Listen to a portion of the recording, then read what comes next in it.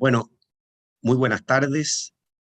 Siendo la 1 de la tarde de Chile, damos inicio a este seminario que hemos llamado después de la elección de Colombia. Tenemos novedades importantes que han ocurrido el día domingo pasado. Ha sido electo el candidato Gustavo Petro y bueno, esto significa que tenemos un nuevo escenario político y de políticas económicas en Colombia.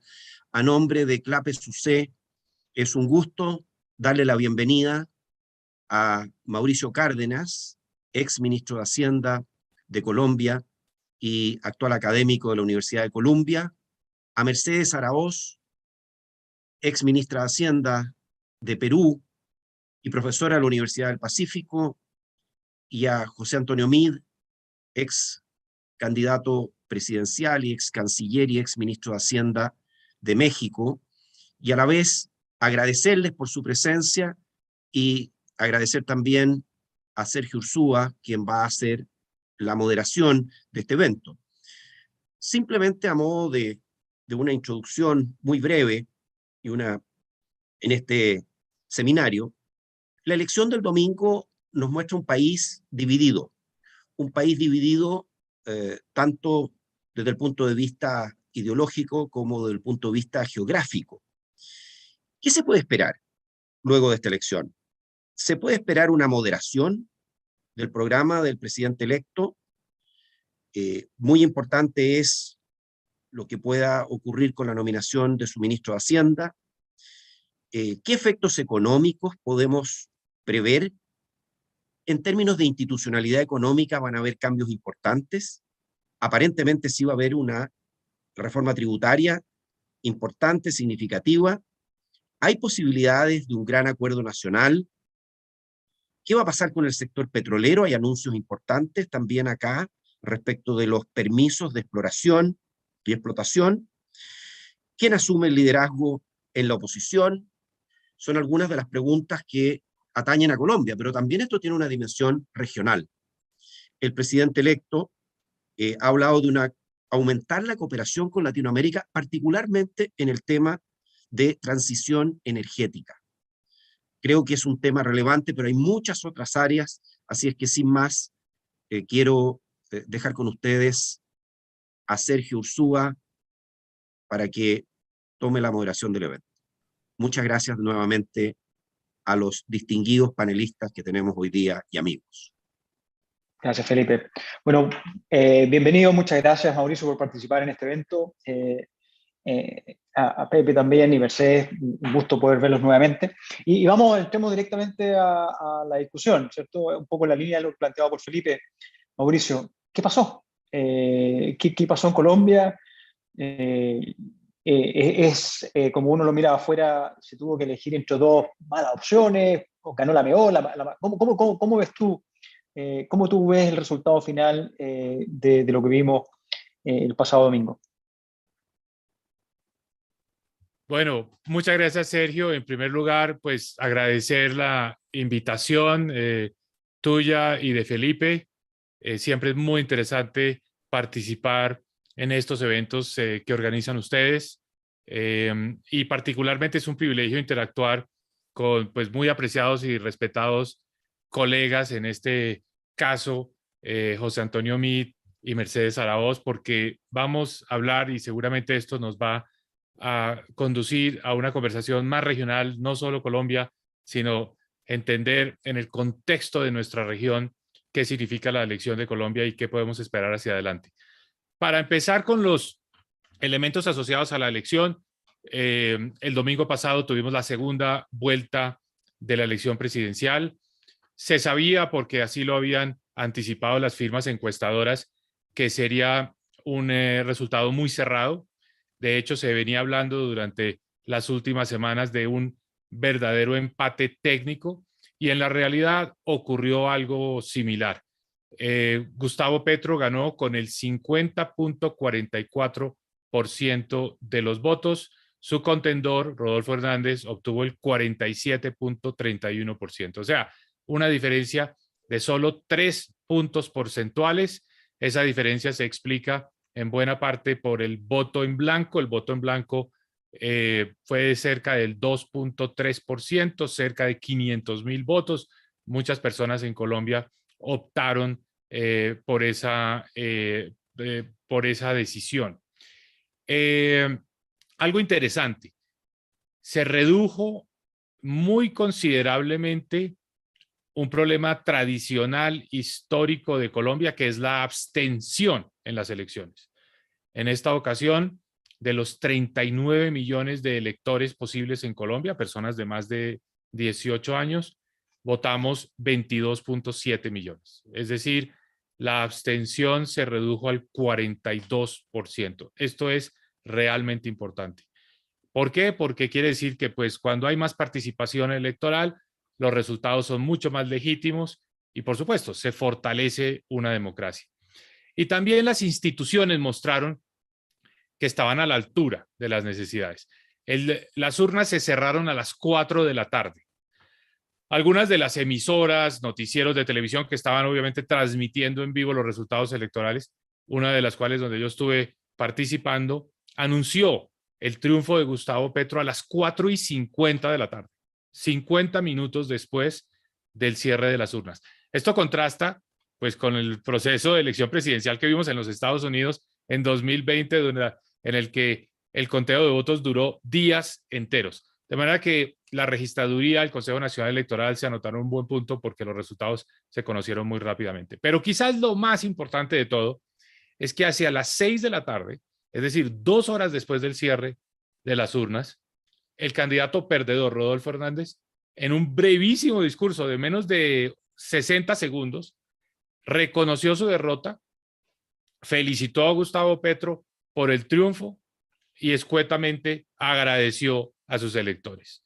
Eso fue fundamental porque se venía hablando en Colombia de que si la elección iba a estar muy cerrada, pues quizás el perdedor iba a reclamar que había habido un mal conteo, que había habido fraude, en fin, nada de eso ocurrió. A las 6 de la tarde ya su contendor había reconocido el triunfo de Gustavo Petro. Y a partir de ese momento se empezaron a producir los mensajes de todos los sectores, incluyendo de los más férreos opositores de Gustavo Petro, como el expresidente Álvaro Uribe, reconociendo el triunfo y diciendo vamos a trabajar en pro de Colombia. Entonces yo creo que institucionalmente el resultado fue muy positivo. Viene después el discurso de Gustavo Petro. Había pues incertidumbre si iba a ser un discurso orientado a sus bases, a quienes lo apoyaron, o si ya empezaba a tender los puentes hacia la conformación de ese gran acuerdo nacional del que venía hablando en los últimos días. Fue en realidad un discurso más de campaña, de candidato, más cargado en los temas que él ha venido planteando o que planteó durante la campaña, más que una propuesta sobre los términos, los elementos, los pilares que podrían ser parte del gran acuerdo nacional del que había hablado a los últimos días antes de la elección. ¿Por qué un gran acuerdo nacional? Porque evidentemente el país está dividido en dos. ¿Se puede elegir uno con el 50.44% de los votos? Claramente sí, pero gobernar es distinto, porque para gobernar necesita conformar unas mayorías más holgadas. Y tal vez más que en el terreno ideológico donde uno ve la gran división de Colombia es geográfica. El mapa de Colombia, después de el voto, está dividido en dos áreas completamente diferenciadas. Gustavo Petro ganó amplia y holgadamente, en algunos casos con porcentajes superiores al 80%, es decir, hay regiones del país donde sus mayorías son abrumadoras, particularmente la costa Caribe, el litoral pacífico, las zonas de la frontera sur, que podríamos decir zonas periféricas de mucha pobreza, donde hay presencia de cultivos ilícitos, como por ejemplo el departamento de Putumayo.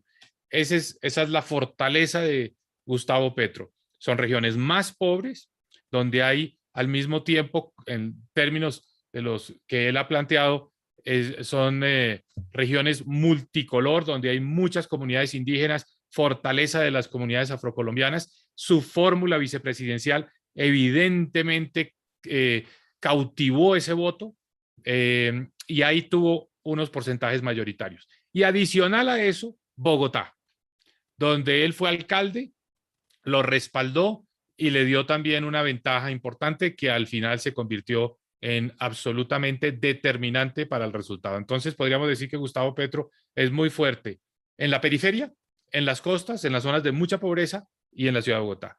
En contraste, la zona andina, las capitales de la zona andina, Medellín, Bucaramanga, Cúcuta, el eje cafetero, el norte del departamento del Valle del Cauca, ciudades como Neiva, Ibagué, el departamento de Cundinamarca que rodea a Bogotá, en fin, toda esta zona andina que pesa mucho desde el punto de vista económico en Colombia, votó mayoritariamente a favor de Rodolfo Hernández. Es decir, el país está dividido en dos. Por eso es necesario conformar ese gran acuerdo nacional para darle gobernabilidad al presidente electo. Ahora bien, la necesita también porque en el Congreso de la República no tiene una mayoría. El Senado en Colombia, nosotros tenemos un sistema bicameral, no voy a detenerme en la Cámara de Representantes, hablaré del Senado porque es más, es un buen ejemplo y lo mismo ocurre en la Cámara de Representantes. En el Senado en Colombia hay 108 curules. El partido de Gustavo Petro, Pacto Histórico, obtuvo 20.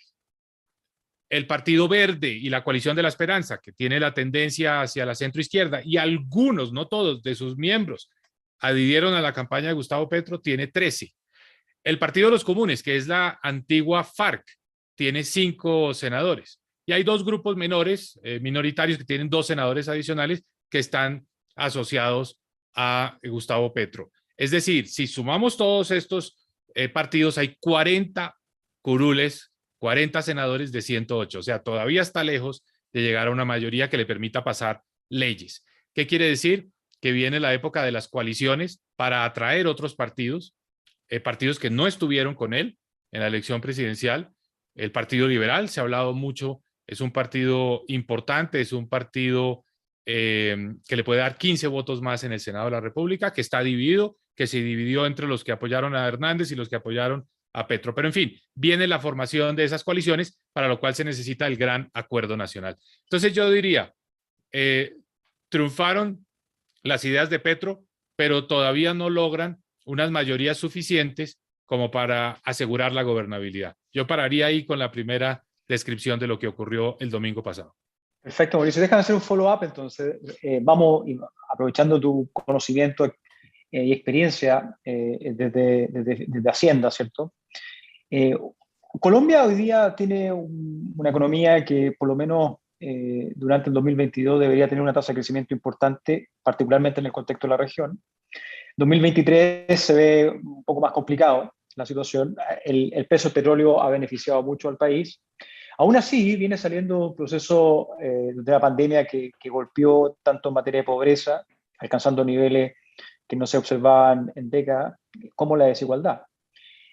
Desde tu perspectiva, los principios económicos que mueven al programa de Petro, ¿dónde tú identificas los mayores riesgos? Porque uno hace un análisis técnico de algunas de sus propuestas y los números, al parecer, no dan, en el sentido de que hoy día Colombia tiene un estado deficitario. Su reforma tributaria no es claro que va a recolectar lo que plantean que va a recolectar, pero el gasto se va a acumular. Entonces, en un país que viene con un buen año, pero no sabemos muy bien respecto al futuro, con una presión social que de alguna forma mueve el resultado de la elección, ¿tú crees que hay algún riesgo desde un punto de vista fiscal de alguna del conjunto de propuestas que vienen con el presidente hoy día electo, Gustavo Petro? Sin duda, pero entendamos cuál es el contexto en el que triunfa Gustavo Petro. Es el contexto de un país duramente afectado por la pandemia, que tuvo un aumento muy importante en su tasa de desempleo, que tuvo un aumento muy importante en la tasa de pobreza, que viene recuperándose rápidamente, es decir, que el crecimiento económico está dinámico. Colombia va a ser de las economías grandes de América Latina, quizás la que más va a crecer este año. Mi pronóstico es de 6%, que se destaca frente a cualquiera de las economías de las que estamos representando en este conversatorio. Pero en todo caso, las secuelas de la pandemia siguen ahí. O sea, se ha logrado reducir la tasa de desempleo en Colombia, pero la tasa sigue siendo superior al 11%. Se logró reducir en el 2021 un poco la tasa de pobreza, pero todavía sigue siendo mucho más alta de la que había antes de la pandemia. La pobreza en Colombia está en el 39%, que es una cifra bastante alta.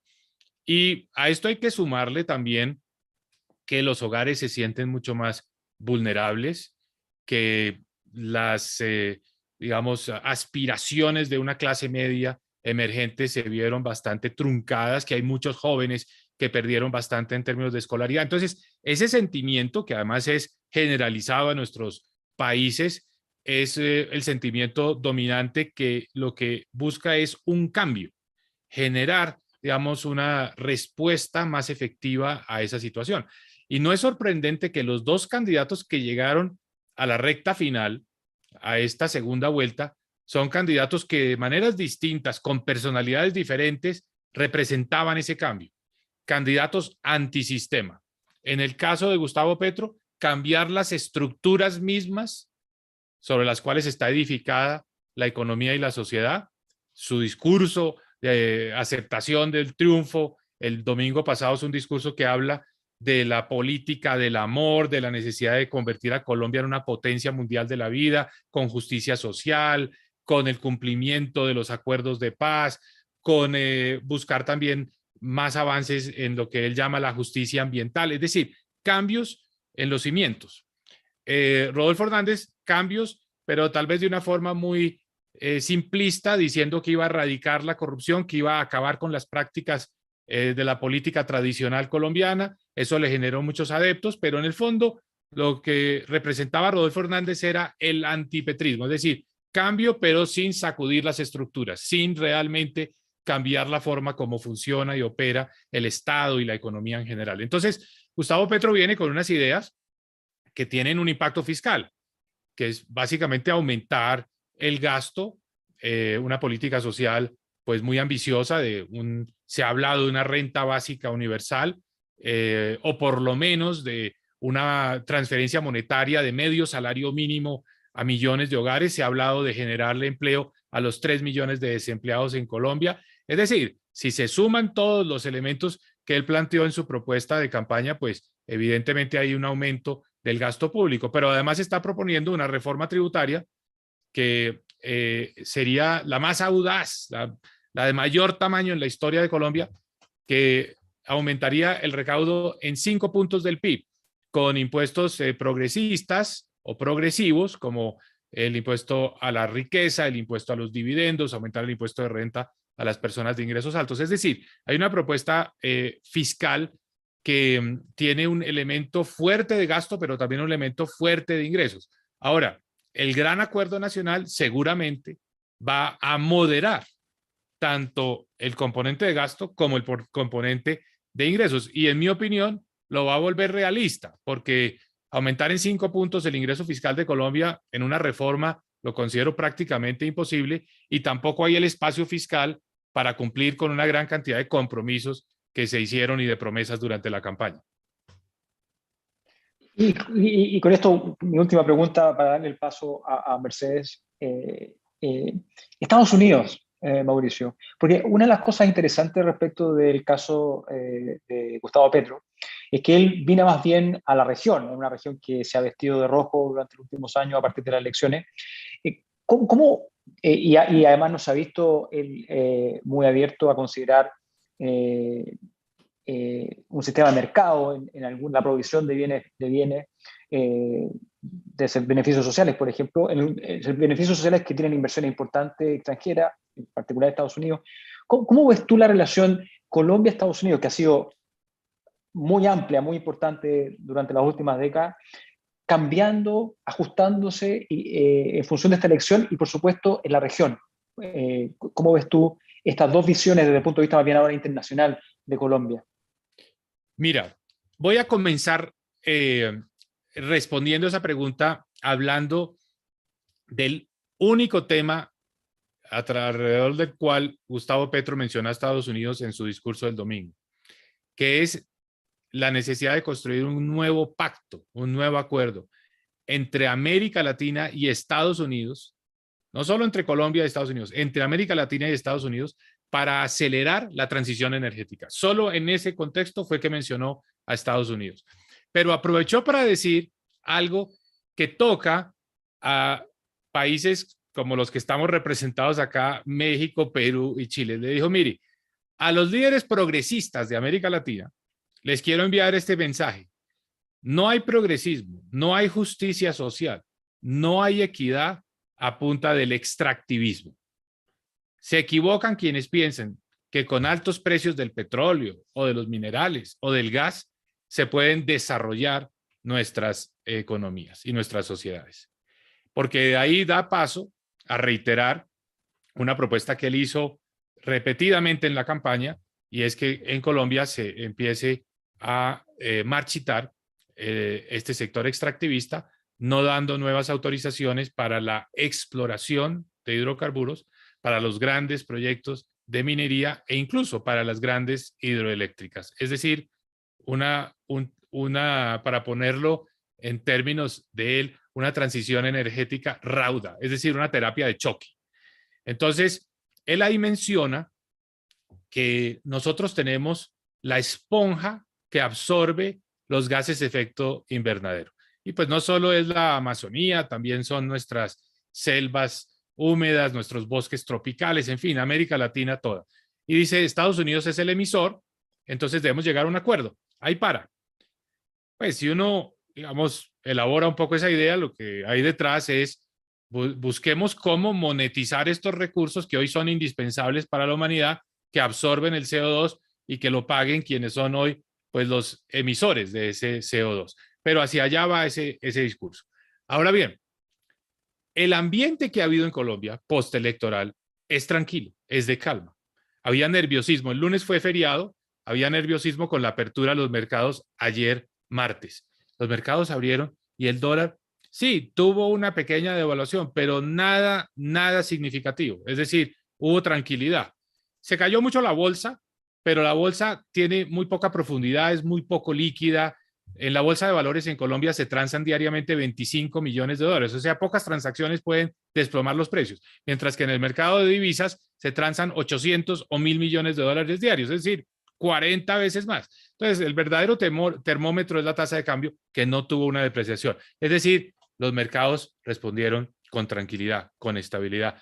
Pienso yo, esperando el anuncio del nombramiento del ministro de Hacienda, esperando la conformación de este gran acuerdo nacional que va a ser tal vez más incluyente, que no solo son quienes fueron los electores de Gustavo Petro, sino esa otra mitad de Colombia.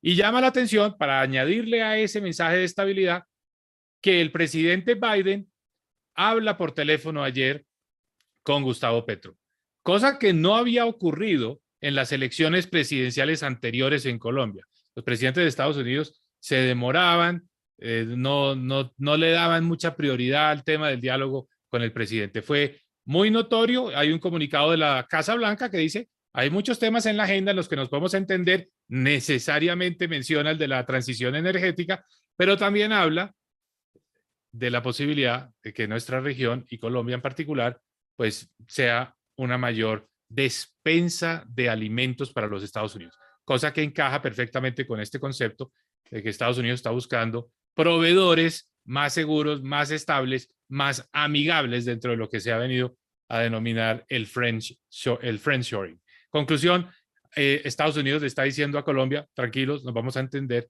con Gustavo Petro, cosa que es magnífica y que se recibe muy positivamente acá. Entonces yo diría que frente a toda una serie de incertidumbres, de temores previos a las elecciones, estos primeros días han sido más tranquilos, más pacíficos y sobre todo que han generado calma y estabilidad. Esperemos que en los próximos días se conforme ese gran acuerdo nacional. Es la gran oportunidad que tiene Gustavo Petro de hacer un acuerdo que una sectores que no se hablan, que han estado muy divididos y tal vez yo diría que es la oportunidad de que Colombia haga algunas reformas que en otras épocas, en otras circunstancias, han sido muy difíciles.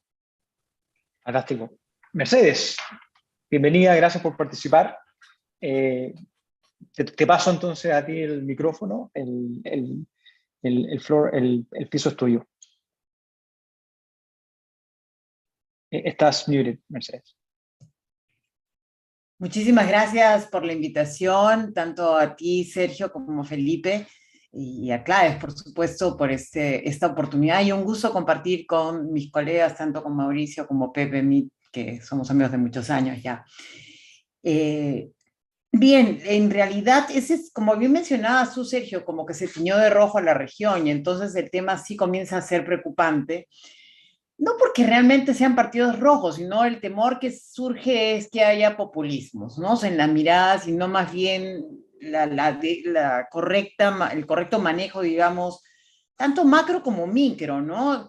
Y que abran los espacios de diálogo como los que plantea Mauricio de un acuerdo nacional. Perú, por lo menos, no se está planteando ese caso, ¿no? Inclusive hubo la buena voluntad de la dirección que hay actualmente del Acuerdo Nacional, tal cual lo tenemos formal en el Perú, y lamentablemente no se ha generado ese espacio de diálogo, y más bien estamos en un choque político permanente, ¿no? Que es complicado, y hoy día lo que vemos de las propuestas políticas son más bien propuestas muy, muy populistas, donde no se están viendo las reformas de fondo, como son las reformas de pensiones y otros mecanismos de protección social que tendríamos que tener, el tema de educación y salud, que son fundamentales. O sea, la protesta que ha habido de los votantes en América Latina es clara, es una protesta después del COVID, donde se mostraron las fragilidades institucionales y de capacidad de gestión y de políticas públicas, ¿no? Y provisión de servicios públicos. Por eso, de alguna manera, podemos llamarlo que hay un voto de amargura. Sin embargo, yo creo que tenemos que tener a disposición herramientas de política pública, y yo creo que algunos países como el Perú, lamentablemente, no van en esa dirección. Espero que Colombia sí se pueda manejar bien el tema de formar buenos equipos técnicos, tanto en gabinete como ministerial, como en los espacios del desarrollo de estas políticas son claves, ¿no? Sabemos que el tema, Mauricio, tiene que darnos más detalles de qué es lo que se propone en la reforma tributaria, porque definitivamente la reforma tributaria que se intentó en el gobierno de Duque fue fallida, no avanzó adecuadamente, y no le dio realmente ingresos ni aire para tener la capacidad de gestión que hubiéramos esperado para mejorar el tema de gasto de manera más adecuada, ¿no? Es importante que no haya... Este tema de las divisiones geográficas también es llamativo. Nosotros compartimos el mismo problema, el sur del Perú, el sur, que es una región rica en términos de los recursos minerales, es sumamente relevante, pero también es una de las regiones más pobres del país. Hemos regresado a un nivel de pobreza del 25%, no al 20% en el que estábamos, pero con la crisis actual de la inseguridad alimentaria vamos a ver también una presión muy fuerte en los sectores más pobres del país. La inflación está pegando duro al consumo de esas familias pobres, y efectivamente con los retiros monetarios que están haciendo los bancos centrales a nivel global, pues como que la expansión del gasto que pueda resolver muchas cosas no se ve como factible, ¿no? Creo que sí hay que trabajar mucho en políticas de desarrollo productivo. Me sorprendería que en este momento perdieran una ventaja competitiva, como es el hecho de tener el área de gas y petróleo Colombia.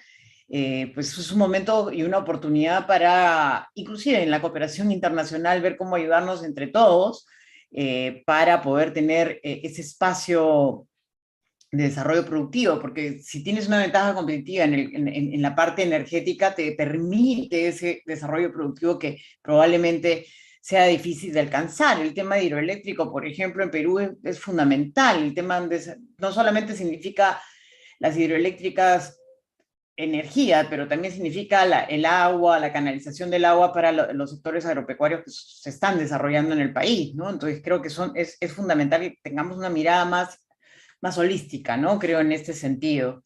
Sin dejar la agenda ambiental. Nosotros, por ejemplo, en la zona amazónica sí estamos muy claros de que la exploración y explotación petrolera no va, ¿no? Ya tenemos que pensar que por ahí no es, porque ese es el potencial, digamos, el potencial de desarrollo y de control ambiental para el mundo, pero tenemos que ver otras alternativas que no siempre son las fuentes nuevas de solares o eólicas, porque no en todas partes se puede desarrollar con esas alternativas, todavía son relativamente caras frente a otras alternativas energéticas.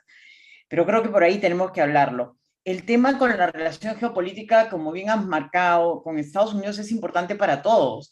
El tema del narcotráfico no ha sido mencionado y es un problema real y que se infiltra además en las decisiones de política pública y abona a estos populismos. En Perú, por ejemplo, se quiere abrir al tema de los cultivos de coca en zonas donde se ha abandonado, como es la zona del Brain y otras zonas del Perú que son proveedoras de la hoja de coca y también ya producen productos más avanzados. Y no solo eso, también están las zonas afectadas por la zona de donde es originario el presidente, están muy cercanos a lo que es los cultivos de amapola, por ejemplo. Con lo que, si no le damos alternativas productivas a estas personas, van a seguir en estas áreas. Entonces tenemos que tener un buen manejo regional sobre esos temas y creo que es relevante y bueno, creo que lo dejo ahí para poder dar paso a más diálogos donde Pepe puede contribuir más. Mauricio, siguiendo la línea de Mercedes, el tema del narcotráfico fue un tema para quienes seguimos la elección, hubo una discusión, pero ¿por qué no nos cuenta un poco cuál es la visión, particularmente dado el pasado de Gustavo Petro, su afiliación con el M-19 y cómo esto puede de alguna forma afectar precisamente el punto que hace Mercedes el desarrollo de Colombia? Mira, desde hace muchos años, no de ahora, no de esta campaña, Gustavo Petro ha sido una de las voces que en Colombia ha dicho, entre muchas otras, porque este es un tema que genera y despierta más apoyos que rechazos, que se debe replantear la guerra contra las drogas. Es decir, que Colombia está en el lado perdedor de esa guerra, que ponemos los muertos, que Estados Unidos no hace suficiente. O sea, Colombia lleva décadas hablando de estos temas y de la necesidad de una mayor corresponsabilidad por parte de los Estados Unidos. Entonces, no se ha detenido específicamente en ese tema, el domingo no lo mencionó, pero él habla de la necesidad de replantear. No se ha dicho, digamos, específica y concretamente en qué sentido y en qué dirección. Tal vez hace eco de un sentimiento que hay en Colombia que ya hoy en día es mayoritario, de personas que consideran que Colombia asume muchos costos, ¿no? No solo los costos ambientales, por eso en Colombia se prohibió la aspersión aérea, el uso del glifosato, en fin, hay una tendencia en Colombia que pide un cambio en la estrategia, pero hasta ahí llega, digamos, el consenso. Después viene, ¿y qué es lo distinto? ¿Cómo se haría de otra manera? Nadie habla en Colombia, para ser también sinceros y honestos, de legalización, porque sabemos que políticamente es muy complejo que Colombia logre impulsar una agenda internacional de legalización. Habla de la necesidad de regularizar, que es otro concepto tal vez un poco menos complejo para muchos países del mundo que la legalización. Pero bueno, hasta ahí va esa conversación. José Antonio, bienvenido, gracias por participar. Tus minutos con Mauricio. Te agradezco mucho, Sergio, Felipe, Mercedes, Mauricio, me da gusto saludarlos. Casi va a ser una balacera, Mauricio, en el buen sentido de la palabra, en el ánimo de que Felipe y Sergio nos vuelvan a invitar para poder conversar más amplio y dejar un poco en el panel pues inquietudes de que puedo hacer reflexiones, y seguro de que Felipe, así como nos dio la bienvenida, pues hará también pues, un poco conclusiones y nos despida. Apunto 4 o 5 temas rápido. Uno, bien interesado, yo creo, una elección siempre es oportunidad de hacer un balance. Y me da la impresión de que Colombia hizo el suyo en la elección. Nosotros estamos tratando de hacer el nuestro en este panel y de manera cotidiana en el mundo se revisa un poco cuál es el saldo de las democracias liberales. Te anticipo el mío esperando el tuyo. Me da a mí la impresión de que las democracias liberales hicieron 2 cosas muy bien. En términos generales, mi impresión es que fuimos exitosos en combatir pobreza extrema. Y en términos generales, me da la impresión de que fuimos exitosos en generar oportunidades. En términos generales también me da la impresión de que en medio probablemente hayamos quedado a deber. Y pongo un número que a mí me impactó mucho en el caso de México, pero que compartimos con Colombia, con Perú y con Chile. En México, el joven que no termina la preparatoria se va a morir 5 años más temprano que quien sí termina la preparatoria. En Chile ese dato es 9 años. Entonces me da la impresión de que las democracias liberales generaron un esquema en donde había una gran recompensa para quien tenía educación y acceso a herramientas, y un abismo grande para quienes no lo tenían. Y eran tantos los que no lo tenían que la democracia liberal, a mi juicio, pierde apoyo y genera insatisfacción. Pero sería interesante ver un poco cuál es tu reflexión. Segundo, a nosotros nos tocó compartir con Felipe, con Mercedes, contigo, un proceso de integración latinoamericana bien interesante. Si hubiéramos tenido este panel hace 5 o 6 años, hubiéramos hablado del acercamiento entre Estados Unidos y Cuba, entre la Alianza del Pacífico y el Mercosur, y se generaba la percepción de que desde el centro había un espacio para la integración que se reflejara en un movimiento más libre de personas, de mercancías, de capitales. Ahora se abre una coyuntura interesante. Tenemos un horizonte de gobiernos pues, de izquierdas en la región. ¿Cómo te imaginas un poco el proceso de integración desde las izquierdas en contraste con este proceso de integración que se fue construyendo, por así decirlo, desde el centro? Y una última pregunta, aprovechando un artículo que escribiste literalmente antier. Me da la impresión de que al mundo le falta un espacio multilateral de diálogo. México presidió el G20 en el 2012 y en esa oportunidad invitamos al G20 a Colombia y a Chile como invitados de México. Felipe estuvo ahí e hizo grandes aportaciones. Yo tengo la impresión de que el G20 como espacio de concertación de lo global probablemente hoy enfrentaría dificultades bien relevantes. Es difícil pensar que el G20 con la membresía que tiene pues genere consensos importantes en un momento en donde el mundo los requiere. Todos estamos hablando de precios y de carestía. Parte de esos precios y carestía, pues, los tres lo conocen muy bien, tienen que ver a lo mejor con exceso de demanda por mucho estímulo, pero parte son choques de oferta que se beneficiarían en mucho pues, de un espacio de coordinación multilateral para hacerlo. Entonces, en esta nueva configuración un poco geopolítica, en este espacio de retos de las democracias liberales, ¿cuál te imaginas tú, Mauricio, y a lo mejor Mercedes y Felipe, Sergio, naturalmente, que pudiera ser el futuro de este multilateralismo que hoy como nunca, pues está, yo creo, enfrentando temas que por esa vía podrían conducirse bien y sin embargo, pues pareciera haber poco apetito a nivel nacional por construirlo. Cierro pues con esas reflexiones, bien agradecido del espacio y la oportunidad y deseoso de que nos sigan convidando porque es oportunidad para saludarlos. No, gracias a ti, José Antonio, por participar. Mauricio. Gracias. Bueno, Pepe, muchas gracias. Como siempre, muy interesantes y que estimulan estas preguntas para una buena conversación que no terminará acá, porque son preguntas que seguramente tendremos que seguir tratando de responder hacia adelante. Pero empecemos en el mismo orden en el que las planteaste tú. Sí, ese balance, esa cuenta de la democracia liberal en América Latina, tendíamos a verla siempre en el lado positivo, es decir, como un saldo positivo. Las últimas 2 décadas nuestros países mejoraron, se redujo la pobreza, se redujo la desigualdad, tuvimos un buen resultado en materia de crecimiento social, bueno, el Gini cayó. Entonces, uno podría decir, bueno, comienza una nueva fase construyendo sobre esos resultados y dándole continuidad a esa democracia liberal, a ese modelo. Pero estas elecciones nos están diciendo, no, algo falló, algo no es así, el saldo no es tan positivo, hay un saldo negativo. Ese saldo negativo, en el caso de Colombia, más que Gustavo Petro, lo representa, su emblema es Francia Márquez. Francia Márquez es un fenómeno político muy interesante. Francia Márquez es una mujer afrocolombiana, 39 años, ha sido víctima del conflicto, desplazada, ha vivido en condiciones de marginamiento, ha sido una mujer que ha tenido que vivir también del apoyo del Estado y fue construyendo un movimiento de reivindicación.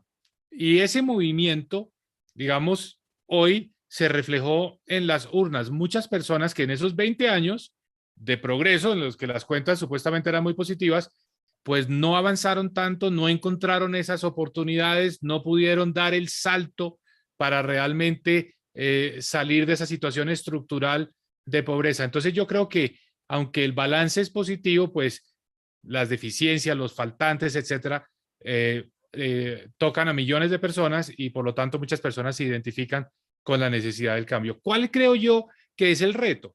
Que dentro de los parámetros de la democracia liberal, dentro de los parámetros de nuestras instituciones económicas, bancos centrales independientes, manejos fiscales responsables, dentro de esos parámetros se puedan acomodar de una forma más efectiva esas necesidades. Lo que sería desastroso es que la respuesta a ese balance, a ese saldo negativo, sea romper las instituciones, romper, digamos, esas estructuras que han permitido avanzar. Yo creo que esas estructuras necesitan ajustes, necesitan ser recalibradas, pero no necesitan ser refundadas. Es decir, hay aspectos muy importantes que nosotros tenemos que cuidar y preservar. A mí, por ejemplo, me llamó la atención que Gustavo Petro en su discurso no hubiera dicho vamos a conservar esas instituciones, vamos a fortalecerlas, la responsabilidad fiscal, la independencia del Banco Central, porque creo que esos dos discursos hay que acompasarlos,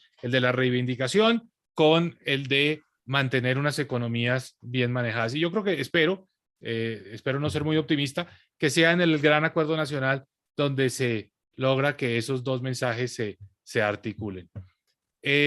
Mira, las siguientes preguntas son bien difíciles. La integración. Aquí tenemos candidatos que han hablado del proteccionismo, es decir, se ha hablado de la necesidad de subir los aranceles, de proteger la industria nacional, especialmente el agro, de dejar de importar alimentos, es decir, Gustavo Petro ha estado en esa línea y ha hablado de la necesidad de renegociar los tratados de libre comercio. Entonces, es un tipo de integración que no necesariamente es la aperturista, la de buscar más desgravación arancelaria, en fin, pero sí habla de integración latinoamericana. Entonces, la forma como yo interpreto tu pregunta es, ¿cómo puede haber integración sin este aspecto comercial? Entonces, yo creo que es una integración en temas como la transición energética y un acuerdo con Estados Unidos, o integración de infraestructura, de que nuestros países puedan complementarse mejor en sus fortalezas, específicamente en el sector energético, en fin, ese tipo de integración, pero en el trasfondo está la integración política. Y eso me lleva a tu tercer tema, y es que nosotros no hemos tenido vocería, digamos, que nos permita identificarnos como un grupo que está buscando los mismos objetivos. Todo ha sido muy aislado. Entonces, en su momento, la decisión tuya y del presidente Felipe Calderón de invitar a Colombia y a Chile a sentarse en la mesa del G20, ¿no? Pero es algo de coyuntura. No tenemos un mecanismo estructurado en el que podamos nuestros países hablar tal vez con una voz más fuerte y que nuestros intereses, nuestras necesidades, nuestras prioridades salgan a flote. Entonces, tal vez aquí también es pensar un poco con el deseo, pero quizás en la medida en que hay más afinidad ideológica entre los nuevos presidentes de nuestra región, puedan ser más efectivos a la hora de llevar la voz de América Latina a estos escenarios internacionales. Hasta ahora hemos estado por fuera, ha sido la política del sálvese quien pueda. El que pueda salga a conseguir vacunas. Y entonces unos países fueron más exitosos en conseguir las vacunas, pero no fue un mecanismo coordinado de que América Latina necesitaba, o producirlas acá, o entre nosotros presionar más a la Organización Mundial de la Salud, o a todos los mecanismos que se crearon para asegurar la distribución de vacunas. A algunos países les llegaron rápido porque fueron efectivos, otros no tanto. Pero en fin, nos ha faltado ese nivel de integración. Perfecto. Mercedes, tenemos la posibilidad de un follow-up, así que, a ver, aprovechémoslo. Sí, bueno, voy a aprovechar que sí, yo asistí a esa conferencia, pero como BID, como Banco Interamericano, no como Perú, y faltó Perú ser invitado. Pero eran solo dos. Solo nos tocaban dos. Y tú estabas en el BID, entonces con eso matamos a los 3 pájaros de un tiro. Pero bueno, es cierto, ese espacio ya no es el potable y los espacios multilaterales tampoco están muy fuertes. Sin embargo, valgan verdades, acaba de finalizar la reunión de la Organización Mundial del Comercio y se han logrado ciertos avances. Por ejemplo, hemos podido, y ahí presida creo que Colombia, hemos podido tener el acuerdo de subsidios pesqueros, por fin, después de 20 años de tratar de conseguir tener cómo limitar los subsidios pesqueros que hacen daño a nuestros países, tanto a los 4 países que tenemos costas importantes, ¿no? Entonces, ese es un ejemplo, algo alrededor del tema agrícola, que también se ha hablado, y de la liberalización del waiver para el tema de COVID, ¿no? Entonces, es cierto que no hemos estado tan presentes como antes, que de verdad este tema de la Alianza del Pacífico nos ayudaba a coordinar en todos los sectores. Era muy gracioso, pero habiendo sido ministra de Comercio, yo me acuerdo iba a las reuniones de OMC y ahí estábamos juntos los 4, siempre con agendas juntas, ¿no? Entonces creo que deberíamos de repente vender esta idea, porque hay espacios de desarrollo interesantes regionales. O sea, el tema de, solo para mencionar algunos, ¿no? Nuestro potencial agrícola creo que es importante, bien se ha mencionado, sobre todo en los productos de la agrobiodiversidad. Y esta no es una agenda pues en la cual nos tengamos que pelear, simplemente cooperar para la protección de esos espacios que pueden ser muy inclusivos porque son justamente estos productos basados en la agrobiodiversidad que tenemos en la región, productos donde están justamente los agricultores más pobres, a los cuales podríamos ayudarlos a salir de la pobreza a través de una política articulada y de penetrar mercados, pero vendiendo la idea de que no necesitamos pues el proteccionismo, y reconozco que Perú le ha puesto sanciones a Colombia recién en algunos temas agropecuarios, pero dentro de los marcos de nuestras reglas, de la Comunidad Andina de Naciones o dentro de la Alianza del Pacífico. Creo que hay que buscarlo, porque el discurso antiglobalizador está en todos lados, en los dos extremos, de la izquierda y de la derecha. Entonces, creo que tenemos que ir buscando cómo señalar que los discursos antiglobalizantes son dañinos si no tenemos las buenas reglas que se han generado alrededor de estas organizaciones y de las organizaciones más regionales. Ver cómo contribuir también con el espacio como el Banco Interamericano de Desarrollo, la Corporación Andina, ya no existe hoy día la CAF, o sea, la banca de desarrollo regional podría ser interesante también como un espacio para plantear una agenda de nuestra región para el desarrollo y la articulación. Es muy difícil si no lo hacemos por esas vías. Yo creo que Estados Unidos no tiene a Perú, a Colombia, a México muy presente, a no ser por el tema migratorio. Lo hemos visto en la Cumbre de las Américas, ¿no?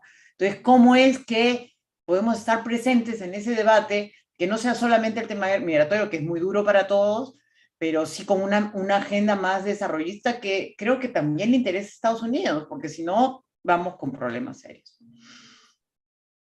Mauricio, tus reacciones.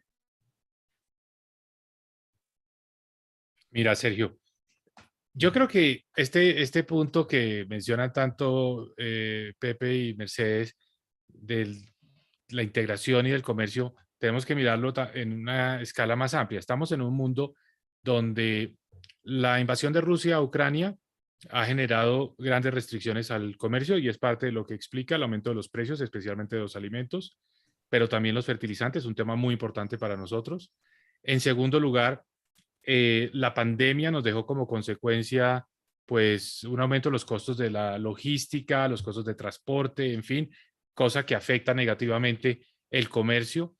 Hemos visto pues que se está intensificando la tensión entre Rusia y Estados Unidos. Entonces nosotros en América Latina pues estamos afectados, digamos, nuestro comercio se afecta por esas tendencias. Nosotros no sabemos qué consecuencias va a tener sobre América Latina esta mayor confrontación entre China y Estados Unidos, pero seguramente no va a ser buena. Y sumémosle los efectos del cambio climático porque se afecta la producción agrícola, se reducen las áreas, se aumenta la temperatura, hay más sequías, etc. Entonces, nosotros sí tenemos que pensar hacia adelante que el comercio está amenazado.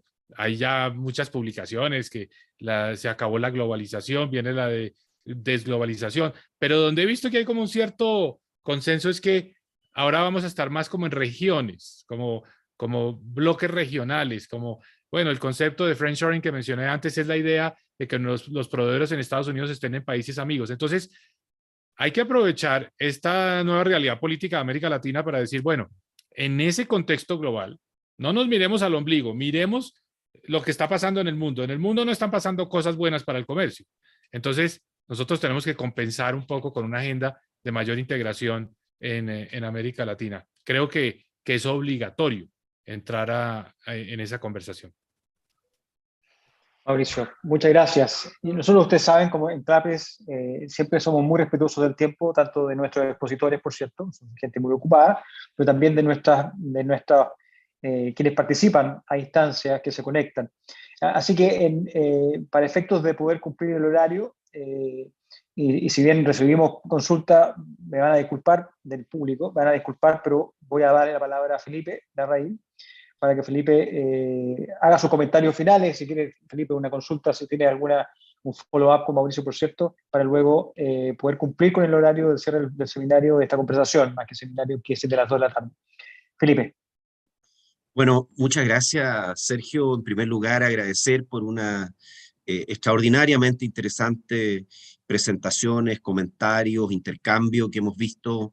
Agradecerle a Mauricio, a Mercedes y a José Antonio, porque hemos recorrido un camino que en algún momento fue bastante más allá de la elección de Colombia, ¿no? O sea, hemos hablado de temas que nos preocupan, como son el tema de la integración regional. Yo creo que el punto que planteaba originalmente José Antonio, pero que siguió Mauricio en términos de generar esta opción de integración en un mundo que está respondiendo a lo que ha ocurrido en Rusia-Ucrania, ¿no? Y a esta desglobalización que está, que esperamos que no siga su curso, porque realmente creo que al final del día el mirarnos y el tener bloques que se integran regionalmente, pero sin una integración, yo creo que la integración regional es muy buena, pero sin una integración global vamos a tener un problema. Entonces creo que ese es un tema que ha quedado aquí planteado, quién sabe, para un futuro seminario. Otro tema que creo que quedó dando vuelta también es, dentro de esto, el proteccionismo y el populismo, tema que planteó por ahí Mercedes. Creo que, bueno, el proteccionismo en alguna forma también puede ser visto como una manera de populismo, ¿no? Entonces, creo que ahí hay otro tema que hoy día preocupa, y preocupa no solo en Latinoamérica. Hay lugares en el mundo donde se ha recurrido al proteccionismo para recurrir frente a los problemas con los precios de los alimentos. India acaba de poner restricciones a sus exportaciones de alimentos, dado lo que está ocurriendo con los precios internacionales de los alimentos para controlar el costo de la canasta básica. Creo que ahí hay otro tema. Me gustaría también poner énfasis en el tema de instituciones económicas.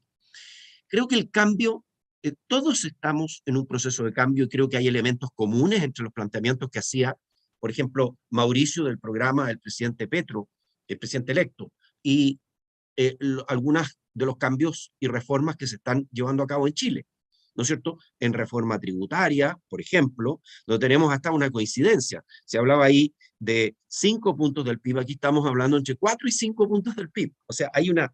Pero yo creo que los cambios, en primer lugar, con un pie puesto en la realidad que estamos viviendo. Y en segundo lugar, yo diría con respeto a esas instituciones más permanentes, instituciones económicas como la responsabilidad fiscal, como la autonomía del Banco Central, que yo creo que han sido esenciales para que los países se puedan desarrollarse. Al final, lo que queremos es un desarrollo más inclusivo, pero no dejar de lado el desarrollo. Porque, decir, ¿cómo nos vamos de alguna manera a desarrollar si es que no respetamos esas instituciones básicas que dan confianza para invertir, para generar empleo, para generar oportunidades, para mejorar los salarios? Entonces, yo creo que hay, y por ahí, quién sabe, ese espacio el cual comentaba, el que comentaba Mauricio, del acuerdo nacional, ¿no es cierto? Ese gran acuerdo nacional puede ser una oportunidad para generar esos cambios en un ambiente también de respeto a aquellas instituciones más permanentes. Yo creo que hay muchos temas que se nos quedaron para una segunda discusión, ¿no es cierto? Todo este tema del saldo de las democracias liberales, ¿no? ¿Cuál es nuestra evaluación? ¿De qué pasó?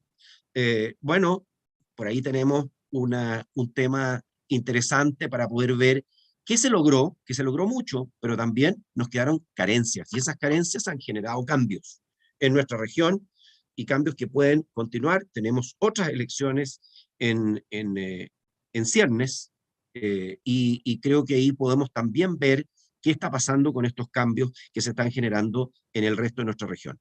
Yo quiero terminar por volver a agradecer la participación de Mauricio con su análisis de lo que ha ocurrido en Colombia y esa dimensión regional que tocó tanto Mauricio como las intervenciones de Mercedes y de José Antonio, y por supuesto la conducción, la moderación de Sergio Ursúa a este seminario. Así es que yo lo dejo invitado para una próxima ocasión, y muchas gracias por haber querido compartir con nosotros y con nuestra audiencia lo que ha pasado recientemente en Colombia con implicancias para toda Latinoamérica. Muchas gracias. Muchas gracias a ustedes. Gracias por la convocatoria. Gracias, Mauricio, Sergio, Felipe, Mercedes, nos vemos. Un Muchas abrazo gracias. a todos, que estén muy bien. Que estén muy bien, ¿no? Bye, bye.